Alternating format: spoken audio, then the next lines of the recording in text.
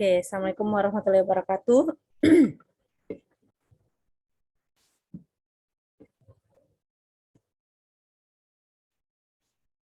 Suara saya kedengeran? Kedengaran, Bu. Oh, Kedengaran, Bu. nggak dijawab salamnya. Kedengaran, Bu. Kirain saya nggak kedengeran.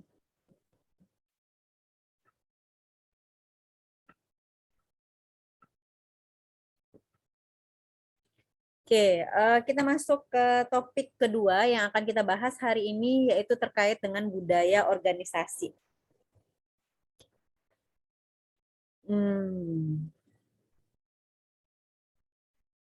Dua topik terakhir saya yakini kalian agak gamang ya, karena banyak sekali istilah, banyak sekali kondisi yang harus kalian pahami terkait dengan hal-hal di sekeliling organisasi yang kemudian memiliki implikasi terhadap kinerja karyawan. Dan ini kita bicara tentang organisasi secara makro, tidak bicara lagi tentang personal psychology yang membahas tentang analisa jabatan, tentang rekrutmen, tentang selection, tapi lebih ke faktor-faktor yang sifatnya lebih global yang kemudian bisa mempengaruhi kinerja seorang pegawai di dalam sebuah organisasi. Dan setiap perusahaan atau organisasi ini biasanya punya budaya tersendiri bagaimana kemudian mereka beroperasi yang merupakan hal yang unik. Karakter budaya organisasi atau corporate atau iklim kerja ini merupakan hasil dari nilai-nilai inti dan prinsip-prinsip bisnis yang dipraktekkan oleh pimpinan, standar tentang apa yang mereka terima atau tidak mereka terima secara etis, kemudian perilaku-perilaku yang mendefinisikan cara melakukan sesuatu atau cerita yang dituturkan berkali-kali sehingga menginternalisasi atau masuk ke dalam pemikiran pegawai gitu ya, dan bertujuan untuk memperkuat nilai-nilai yang ada atau tradisi yang ada di dalam organisasi sehingga bisa memperkuat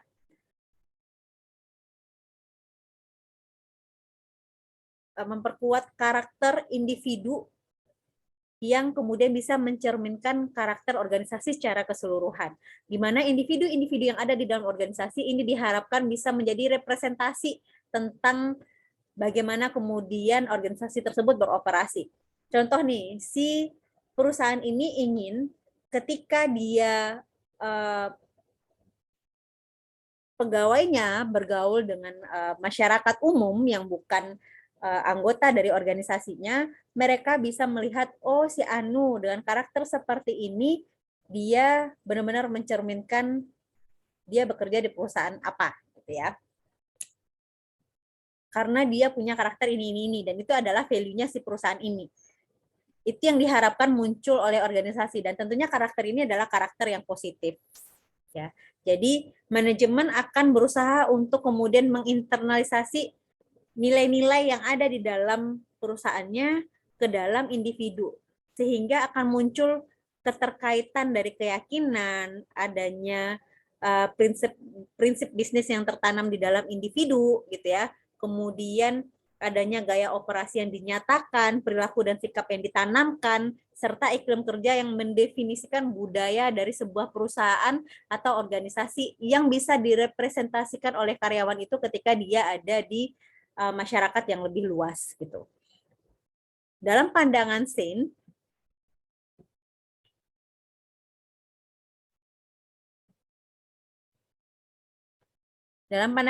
budaya organisasi adalah pola atau asumsi yang tersirat yang dipelajari oleh satu kelompok ketika kelompok tersebut mengatasi masalah-masalah penyesuaian diri dengan lingkungan eksternal dan integrasi dengan lingkungan internal.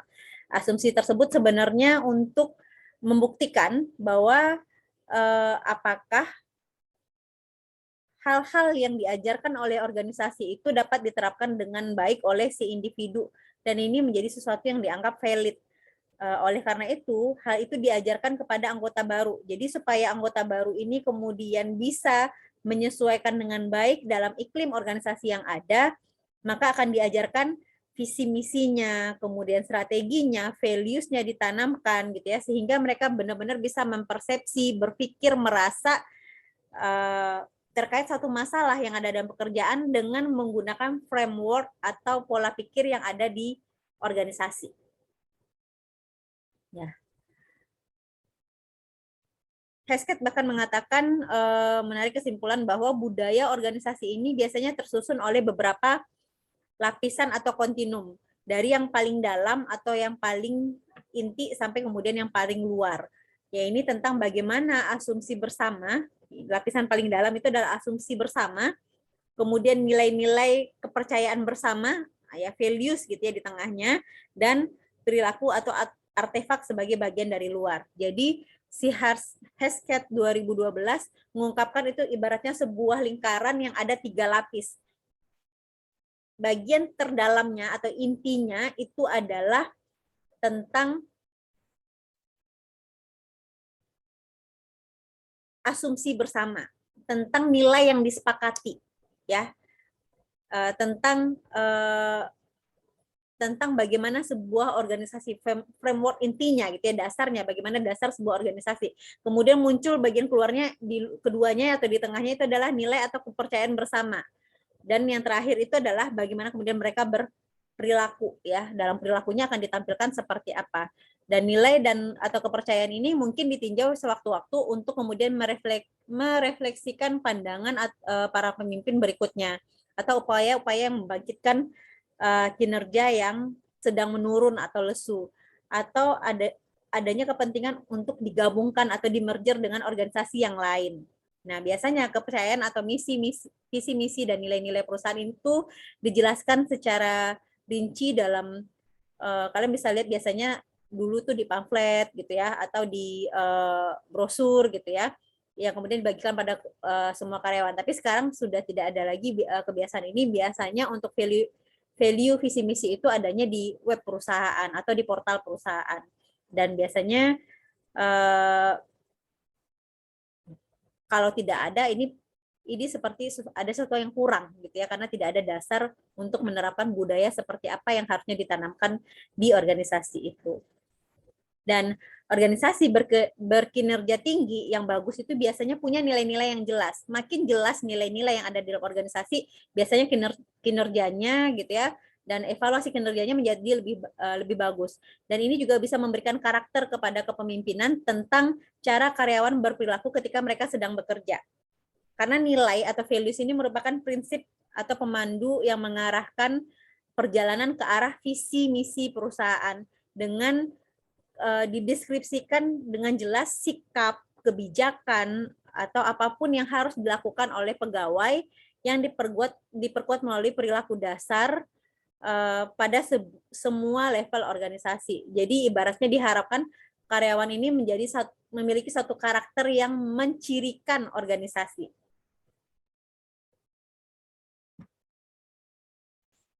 Menurut model budaya organisasi, sebagai kapabilitas, ada 12 kapabilitas organisasi yang membentuk karakter untuk alat yang menghubungkan budaya sebagai kapabilitas dengan ukuran tradisional dari kinerja finansial.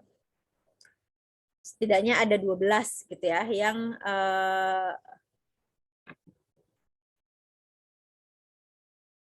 di sini berapa cuman 1, 2, 3, 4, 5, 6, 7, 8. Kurang di slide-nya ya.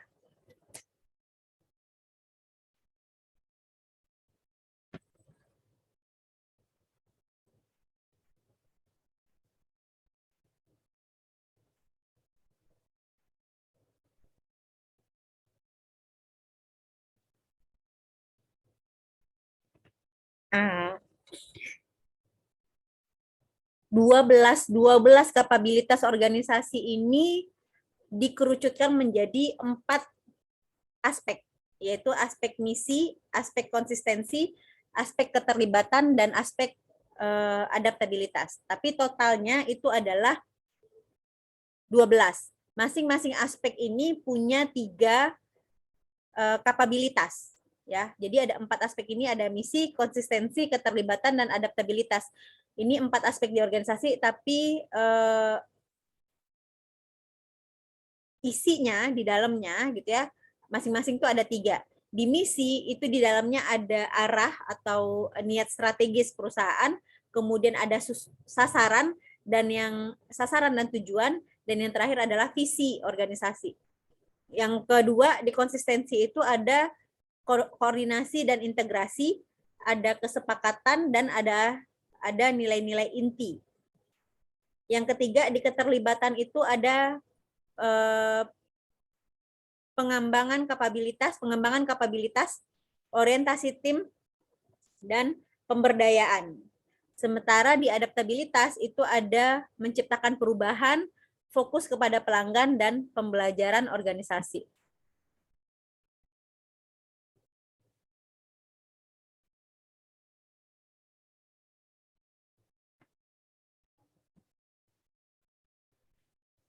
Terdapat beberapa kesimpulan tentang budaya organisasi.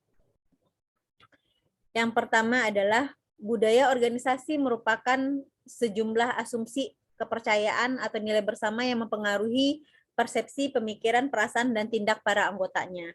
Yang kedua, budaya organisasi itu bersifat dinamis, dalam pengertian budaya itu dapat dibentuk dan dirubah sesuai menjadi lebih baik sesuai dengan kebutuhan perusahaan.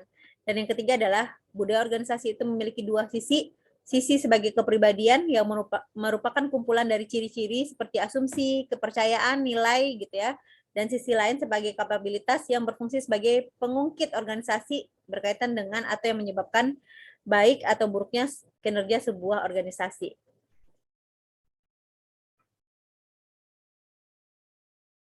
Jadi ada sisi kepribadian, ada sisi kapabilitas. Budaya organisasi sebagai sebuah asumsi, kepercayaan, nilai bersama, ini seperti ada pandangan gitu ya dari ahli-ahli bahwasanya budaya organisasi itu terkait dengan nilai-nilai, dengan arah, tujuan, sasaran, perasaan, tindak tanduk setiap anggotanya, itu yang mereka sebut dengan budaya organisasi. Tapi ada yang kedua yang menyebutkan kalau yang pertama itu sifatnya lebih representatif gitu ya, yang kedua ini sifatnya lebih dinamis. Kalau dinamis ini dalam artian budaya organisasi ini sifatnya sangat dinamis, dia bisa dibentuk sesuai dengan kebutuhan organisasi. Dia bisa diubah menjadi lebih baik sesuai dengan kepentingan atau visi misi dan tujuan dari organisasi. Sementara yang ketiga itu menggabungkan keduanya. Jadi ada sisi kepribadian yang kemudian mencirikan organisasi dan ada sisi kapabilitas di mana budaya ini dibutuhkan untuk kemudian bisa mengembangkan organisasi. Ya, budaya ini yang kemudian bisa menentukan apakah organisasi itu punya kinerja yang baik atau buruk. Apa sih peranan budaya organisasi? Setidaknya ada beberapa ya, ada banyak fungsi dari budaya organisasi. Yang pertama adalah identitas organisasi. Jadi adanya budaya organisasi ini kemudian menjadi penciri gitu ya, penciri atau yang menentukan organisasi ini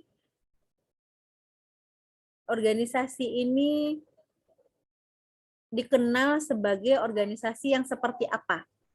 Ya, ini nanti kalian bisa lihat di buku Kaswan 2017 ya. Ini pendapatnya Wirawan yang dikutip oleh Kaswan yang menyatakan bahwa identitas organisasi, budaya organisasi ini menjadi identitas organisasi karena dia merepresentasikan organisasi ini akan dikenal sebagai organisasi yang seperti apa atau perusahaan yang seperti apa. Yang kedua, menyatukan organisasi dengan adanya budaya organisasi. Si karyawan itu memiliki ciri atau similarity yang sama dengan pegawai lain yang diakui sebagai prinsip bersama, sehingga mereka menjadi lebih satu tujuan. Kemudian mereka bersama-sama untuk mencapai tujuannya organisasi, sehingga akhirnya bisa menyatukan si organisasi itu sendiri, sehingga tidak terpecah-pecah karena sudah jelas antara visi misi yang dicapai, caranya bagaimana, kemudian karakter yang ditampilkan seperti apa, prosesnya seperti apa gitu ya, dan lain sebagainya. Yang ketiga, budaya organisasi itu bisa mereduksi atau mengurangi konflik. Ini terkait dengan fungsi yang pertama dan kedua tadi. Ketika identitas sudah terbentuk dan kemudian organisasi sudah bersatu, masing-masing departemen berfungsi sesuai dengan perannya, tapi kemudian mereka mengarah pada satu tujuan yang sama, otomatis mereka akan membentuk kerjasama yang baik sehingga konflik juga bisa ditekan. Adanya budaya organisasi yang jelas itu juga bisa meningkatkan komitmen karyawan untuk kemudian tergabung di organisasi karena mereka menjadi memiliki identitas. Mereka kemudian punya lingkungan yang nyaman. Mereka kemudian minim konflik. Otomatis kemudian mereka akan lebih berkomitmen terhadap organisasi. Ya, dan pastinya menyayangkan kalau seandainya mereka keluar dari organisasi tersebut. Sehingga tingkat turnover dari karyawan untuk pindah ke perusahaan lain itu juga bisa ditekan. Yang keempat, mereduksi ketidakpastian. Dengan adanya budaya organisasi punya tujuan yang jelas. Jadi karyawan juga tahu sebenarnya dari setiap tahapan pekerjaan yang dia kerjakan, itu dia sudah tahu arahnya tuh mau kemana. Kalau nggak ada budaya organisasi, ini menjadi tidak clear. Yang keenam, menciptakan konsistensi. Kalau budayanya sudah jelas, values-nya jelas, maka SOP-nya juga akan dibuat dengan jelas sehingga karyawan bisa mempertahankan konsistensinya dalam bekerja. Karena dia tahu step by step dari setiap penyelesaian kerjanya itu sudah ditentukan dengan SOP yang jelas. Proses koordinasinya juga sudah jelas. Ya, dan minim konflik tentunya sehingga karyawan bisa lebih fokus untuk menyelesaikan pekerjaannya. Adanya 6 faktor di atas pastinya juga bisa meningkatkan motivasi karyawan untuk bekerja dengan baik bagi kepentingan perusahaan. Dengan adanya hal itu, kinerjanya menjadi lebih baik, perusahaan juga memperhatikan keselamatan kerja, karyawan juga saling memperhatikan satu sama lain, akhirnya inilah yang kemudian menjadi sumber keunggulan atau kompetitifnya sebuah organisasi atau sebuah perusahaan. Ketika ini semua sudah terbentuk, budayanya sudah terbentuk, fungsi-fungsi yang di atas sudah mapan, maka otomatis ini yang menjadi sumber dari adanya keunggulan kompetitif dari sebuah organisasi atau perusahaan. Ya. Jadi budaya organisasi atau corporate itu tidak terjadi secara begitu saja, ya, secara historis, tapi memang sengaja dibangun. Memang dibuat dengan rekayasa oleh manajemen atau pemimpin.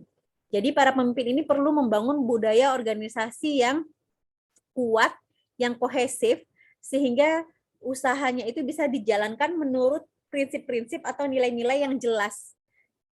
Dan pemimpin memiliki banyak sekali waktu untuk kemudian mengkomunikasikan atau menginternalisasikan nilai-nilai tersebut kepada anggota yang ada di dalam organisasi. Sehingga bisa mereka melaksanakannya itu apapun aktivitas bisnisnya dengan berdasarkan pada prinsip atau nilai-nilai tersebut. Dalam organisasi yang punya budaya yang kuat, biasanya nilai-nilai dan norma-norma perilaku itu begitu mengakar, mendarah daging di dalam diri karyawan, sehingga tidak banyak berubah meskipun ada pergantian pemimpin. Ya, meskipun pemimpin yang baru itu mengambil alih manajemen.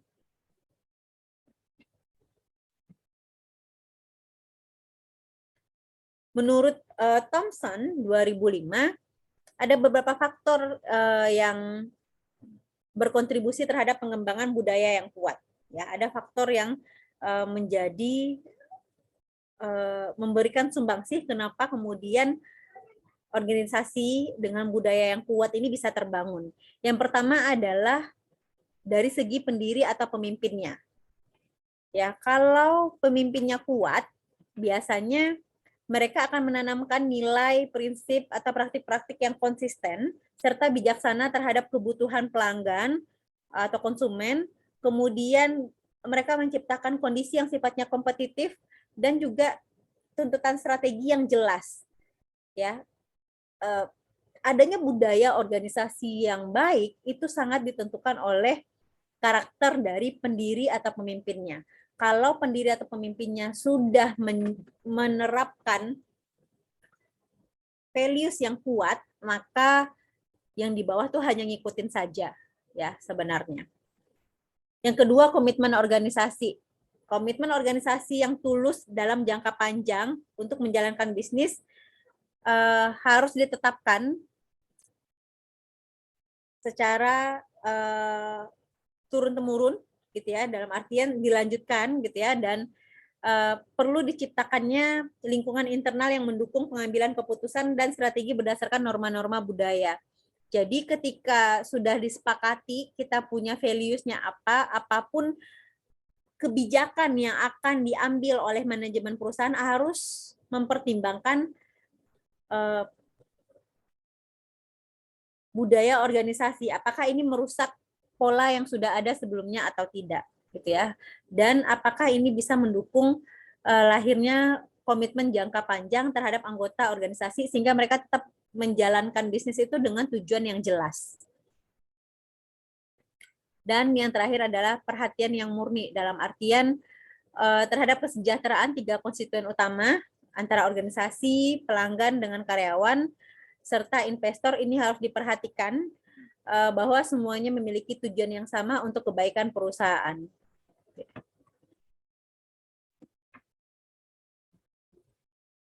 Pengaruh budaya terhadap pengembangan dan perubahan organisasi. Sebenarnya ada beberapa teori ya tentang budaya organisasi dapat mempengaruhi kinerja, dan ini biasanya berkisar pada beberapa ide yang dominan seperti statement yang dikeluarkan oleh manajemen perusahaan yang terkait dengan akuntabilitas, engagement gitu ya, atau keterikatan kerja, rasa memiliki, transparansi laporan keuangan perusahaan, kerjasama, dan pendelegasian wewenang. Ini harus digembar-gemborkan secara luas sehingga bisa fungsi budaya organisasi yang 12 tadi itu bisa yang berapa ya, 10 tadi bisa dilakukan ya, yang ini bisa dilakukan. Kalau seandainya tidak ada hal-hal seperti ini, maka akan sulit sekali untuk kemudian budaya ini bisa diterapkan atau dipertahankan. Dan masing-masing yang berisi gagasan yang bermanfaat, tapi hanya ketika diorganisasi sebagai bagian dari pandangan lebih luas, kesemuanya itu mulai memiliki arti. Dalam artian adalah ketika statement atau kata sudah dicetuskan gitu ya, lebih ke yang mana gitu ya, apakah eksekutifnya atau rahasia akuntabilitasnya, engagementnya, rasa memilikinya, transparansinya, teamworknya, atau pendelegasian wewenang yang lebih ditekankan, atau beberapa dari values yang ada, atau bisa jadi yang lain dari yang disebutkan di sini. Ini harus punya values yang jelas ya, arti yang jelas, sehingga ketika ditanamkan kepada karyawan itu mereka juga tidak bingung ya terkait dengan maksudnya. Makanya misalnya kayak gini, values perusahaan amanah, bisa seperti ya, sebuah perusahaan ingin menjalankan, dia pengen menciptakan budaya organisasi di mana pegawai-pegawainya itu adalah orang yang amanah. Amanah ini harus didefinisikan dengan baik. Amanah itu apa? Misal amanah jujur dan bertindak apa adanya dalam bekerja, misal seperti itu. Jadi yang ditekankan dalam values amanah, dan bisa jadi diulang-ulang dalam setiap pertemuan atau meeting, kemudian diinternalisasikan, digembar-gemborkan pada saat rapat dan lain sebagainya, diulang-ulang gitu ya, untuk menciptakan karyawan yang amanah, yang berintegritas sebenarnya ya, di mana mereka punya karakter jujur dalam bekerja. Itu yang diusahakan oleh si perusahaan ini untuk kemudian karakter-karakter manusia atau individu yang ada dalam perusahaan itu bisa menampilkan karakter yang amanah sekalipun mereka kemudian tidak berhadapan antar mereka. Misal mereka berhadapan dengan konsumen, mereka berhadapan dengan vendor atau pihak ketiga dan lain sebagainya. Mereka harus menampilkan karakter amanah ini, di mana mereka bisa dipercaya, bisa diandalkan, dan mereka jujur ketika ada hal yang sifatnya harus dikomunikasikan, mereka komunikasikan, tidak ditutup-tutupi gitu ya, sejauh itu untuk kepentingan perusahaan.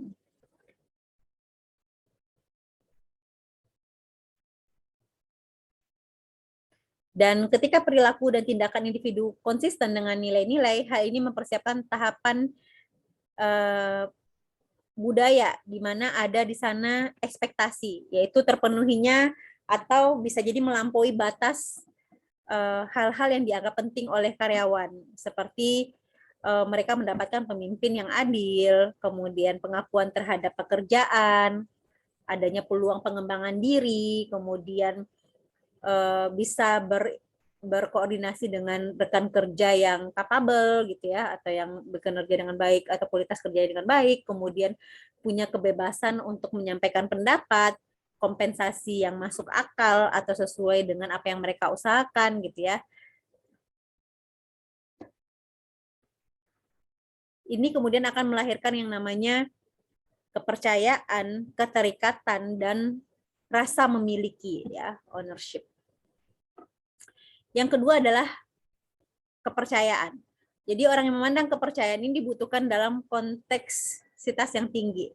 Biasanya kepercayaan ini diberikan dengan adanya rasa aman yang membantu karyawan bisa lebih fokus dengan pekerjaannya. Kalau si karyawan ini merasa aman dalam bekerja, dia kemudian mendapatkan kepercayaan untuk melakukan sesuatu pengambilan keputusan sekalipun itu berisiko tapi tidak merugikan perusahaan.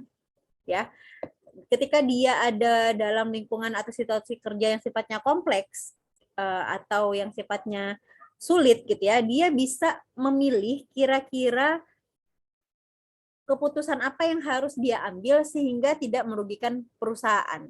Dan ketika dia sudah dipercayakan untuk mengambil keputusan ini, dia kemudian bisa mengembangkan hal-hal yang sifatnya kreatif, inovatif untuk kepentingan perusahaan gitu ya. Jadi ketika dia sudah ada muncul rasa kepercayaan di dalam diri si pegawai, maka dia akan total dalam memberikan kontribusinya kepada perusahaan. Yang kedua, adanya rasa memiliki. Dengan penerapan nilai-nilai yang konsisten, karyawan merasa lebih terikat di dalam organisasi dan dia merasa saya adalah bagian dari perusahaan.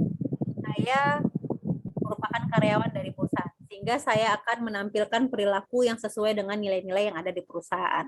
Ini tak ubahnya seperti rasa memiliki. Bahwa perusahaan saya adalah rumah kedua. Kalau seandainya nilai-nilai ini diterapkan dengan konsisten, reward dan punishment juga jelas, kemudian juga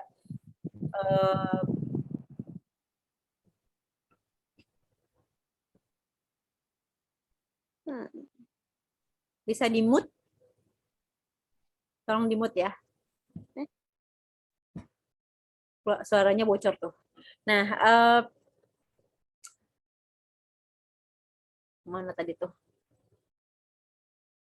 Oke. Rasa memiliki yang muncul dari si individu ini akan menjadi kekuatan bagi organisasi. Ketika individu sudah individu yang ada organisasi itu punya rasa memiliki di dalam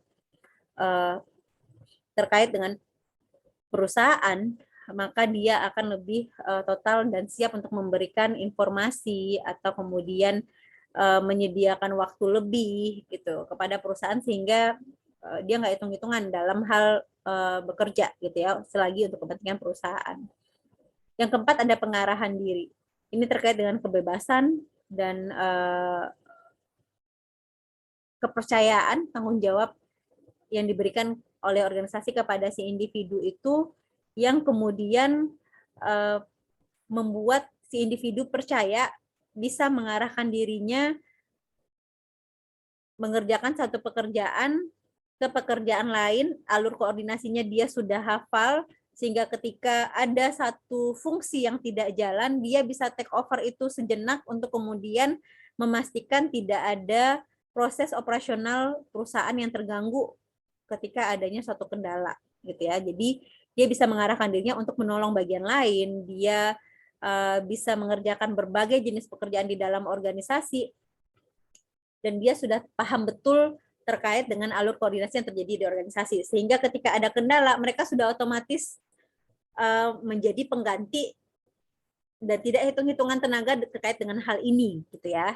Kalau seandainya mereka sudah paham sekali dengan alur koordinasi yang ada di dalam organisasi yang terbentuk dengan adanya konsistensi penanaman nilai-nilai yang ada di dalam organisasi. Yang kelima adalah transparansi. Ini biasanya tema populer dalam lingkungan manajemen biasanya transparansi ini tidak mungkin berhasil tanpa kepercayaan, sehingga manajer biasanya akan mendistribusikan atau membagi informasi yang merupakan kepentingan terbaik di organisasi, dan ada kebutuhan untuk mengetahui kira-kira kriteria yang baik untuk menilai sebuah organisasi itu berhasil apa enggak, dan apakah mereka sudah bisa mencapainya atau tidak. Kalau nilai-nilai ini ditransparankan kepada seluruh pegawai, mereka akan lebih terpacu gitu ya. Mereka tahu mereka posisinya ada di mana, apakah kontribusinya sudah optimal apa belum. Kalau belum, mereka akan berusaha untuk optimal karena mereka tahu apa yang harus dituju. Ini pentingnya untuk transparansi gitu ya. Yang keenam, pengambilan keputusan secara cerdas. Setiap karyawan itu bisa saja punya ide-ide baru yang mungkin bisa jadi gagal, tidak membantu, dan tapi ketika organisasi masih percaya pada si individu, dan si individunya juga masih percaya karena adanya konsistensi nilai-nilai tadi, dan mengaku dan memahami bahwa ide-idenya akan selalu dibutuhkan bagi kepentingan organisasi, maka dia akan terus berusaha untuk mengasah kemampuan ini sehingga dia bisa memberikan keputusan-keputusan atau tindakan-tindakan yang cerdas sehingga bisa memberikan keuntungan bagi organisasi. Ketujuh, kolaborasi. Kolaborasi atau bekerja secara bertim ya, bersama-sama dengan orang latar belakang yang berbeda dan punya tanggung jawab yang berbeda, tetapi berlokasi secara berdekatan dalam satu tim, dan adanya interaksi untuk memberikan pelayanan yang luar biasa, yang terbaik bagi konsumen, kemudian bersama-sama menyelesaikan masalah yang kompleks, ini akan memperkuat budaya organisasi yang sudah terbentuk.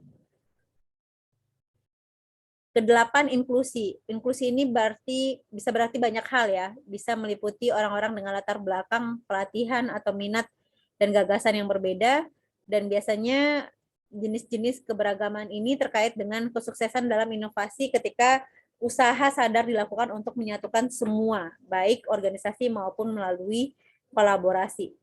Biasanya inklusi ini latar belakangnya adalah untuk meningkatkan pengetahuan dan memperkecil gap antara karyawan yang punya pengetahuan lebih banyak dengan karyawan yang masih kurang, dengan cara meningkatkan proses-proses pembelajaran yang terjadi dan sharing knowledge, sehingga karyawan ini setidaknya memiliki pengetahuan yang hampir setara dalam pemahaman terkait dengan alur koordinasi di dalam organisasi. 9, organisasi di atas diri sendiri. Kalau budaya nilai-nilai sudah tertanam dengan baik, karyawan ini pasti akan mementingkan organisasinya dan bisa mereduksi atau menekan kepentingan pribadinya tidak lebih tinggi dibandingkan dengan kepentingan organisasi. Jadi dia akan lebih mengutamakan tentang kepentingan organisasinya. 10, perilaku tanpa batas atau nirbatas. Ini meliputi kunjungan ke pusat-pusat unggulan untuk membantu orang-orang di dalam organisasi tanpa memandang batas fungsional dan sumber daya. Maksudnya adalah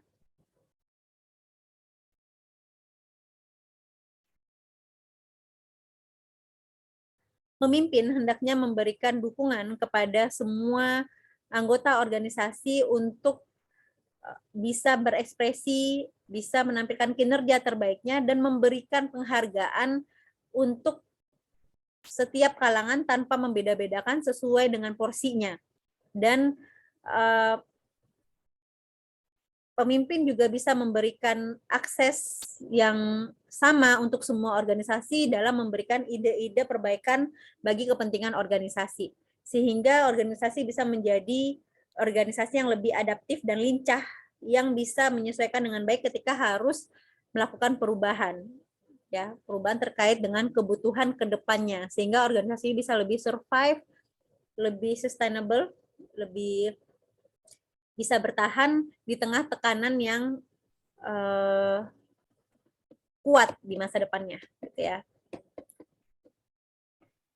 Selanjutnya pembelajaran organisasi ini terkait dengan perbaikan berkelanjutan atau continuous improvement, ya, perbaikan berkelanjutan, bagaimana kemudian organisasi ini bisa beradaptasi, bisa cepat atau bisa lincah menyesuaikan dengan perubahan. Kemudian perubahan ini bisa jadi terus-menerus, tapi orang-orang yang di dalamnya itu tidak resisten tentang perlunya untuk berubah. Karena sebenarnya ketika ada perubahan ini menimbulkan pergolakan batin, ya, karena akan ada pekerjaan yang berubah, akan ada pekerjaan yang bertambah, akan ada pekerjaan yang berkurang, akan ada fungsi yang sifatnya digabungkan dan lain sebagainya. Tapi dengan pemahaman tentang nilai, budaya, sasaran organisasi yang jelas, orang-orang yang ada di dalam organisasi atau pegawai ini kemudian akan lebih memahami pentingnya hal ini sehingga mereka bisa menyesuaikan dengan cepat ketika memang dibutuhkan adanya perubahan. Nah, ini terkait juga dengan kecepatan dan agilitas, ya, karena ini amat penting di mana industri saat ini semuanya bersaing dalam dunia yang bergerak serba cepat, dalam teknologi yang juga berkembang dengan sangat cepat, maka organisasi yang kuat itu kadang-kadang harus memiliki ide untuk menerima atau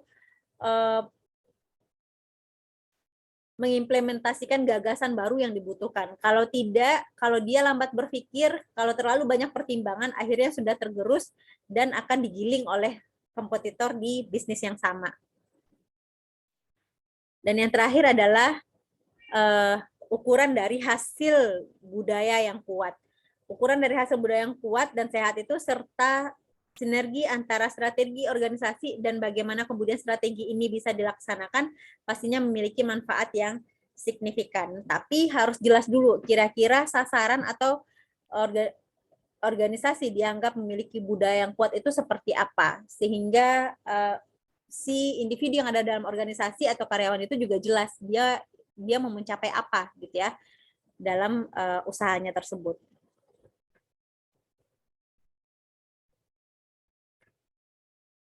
Budaya organisasi yang positif itu yang seperti apa? Budaya organisasi yang positif itu tidak mudah ya. Tentunya yang bisa mendukung yang ada 13 tadi ini ya. Maka dibutuhkan sejumlah karakteristik sehingga budaya yang positif ini bisa diterapkan di dalam organisasi. Yang pertama adalah kekuatan pegawai. Dalam artian adalah kondisi keterampilan, pengetahuan, talent atau talenta yang dimiliki oleh perusahaan itu sangat menentukan apakah organisasi ini bisa membangun budaya yang positif atau tidak. Kalau rata-rata orang yang ada di dalam organisasi menengah ke bawah, agak sulit kemudian kita berandai-andai bisa menciptakan budaya organisasi yang positif karena nggak nyampe pemikirannya sampai ke sana gitu ya, taunya hanya untuk kepentingan pribadi saja. Apalagi kalau seandainya juga tidak diiringi dengan kecerdasan psikis, dalam artian tidak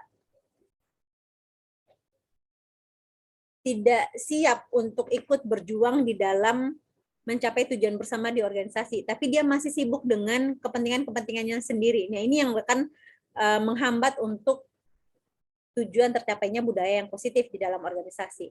Yang kedua adalah lebih memberi penghargaan daripada hukuman. Kalau seandainya ingin membentuk budaya yang positif, jangan hanya sibuk dengan punishment, tapi harus diiringi dengan penghargaan juga untuk karyawan-karyawan yang sudah memberikan sumbangsih yang lebih kepada organisasi, gitu ya. Dan ini bisa saja bentuknya itu adalah gaji, upah, insentif, tunjangan, gitu ya, bahkan sampai dengan penghargaan yang sifatnya non finansial seperti pujian, penerimaan, pengakuan, penghargaan, gitu, atau yang lainnya yang tidak kalah penting untuk kemudian bisa meningkatkan motivasi dan kinerja karyawan. Dan yang terakhir adalah validitas dan pertumbuhan individu. Tidak ada organisasi yang akan memperoleh yang terbaik dari pegawainya yang memandang dirinya sebagai gigi roda dalam mesin. Dalam artian, kalau dia terus-terusan dianggap sebagai motor saja, mesin saja untuk menghasilkan keuntungan bagi organisasi, tidak dilihat sebagai individu atau pribadi manusia gitu ya, yang harus dihargai, ini akan sulit untuk kemudian organisasi ini bertumbuh gitu ya. Maka perlu adanya budaya organisasi yang melihat individu ini sebagai talent, orang-orang dengan potensi tertentu yang harus ditingkatkan agar bisa kemudian memberikan sumbangsi atau kontribusi yang lebih bagus bagi organisasi. Caranya apa? Dengan memberikan fasilitas pelatihan, dengan memberikan segala bentuk fasilitas yang dibutuhkan oleh karyawan sesuai dengan kebutuhannya, yang kemudian bisa menjadi sumber motivasi dia untuk bisa lebih optimal kontribusinya di dalam organisasi. Ya, jadi memang harus diberikan kesempatan untuk bertumbuh, ya, bertumbuh sehingga mereka bisa lebih berkomitmen terhadap organisasi. Oke, sekian tentang materi tentang budaya organisasi. Sampai sejauh ini adakah yang mau bertanya? Silakan.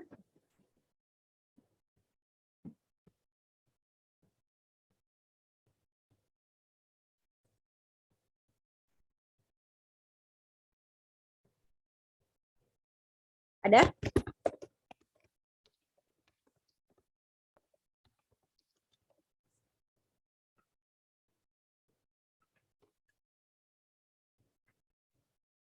Tidak? Cukup?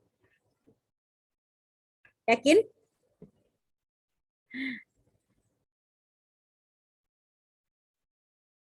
Kalau cukup, kita selesaikan dulu dan kita nanti akan lanjut di materi ketiga setelah sholat asar ya, jam 4 sore. Kalau ada yang bertanya, boleh bertanya dengan chat atau langsung, tapi kalau tidak, kita akhiri saja dan kita akan bertemu lagi di sesi yang ketiga. Mudah-mudahan semuanya sudah mencatat.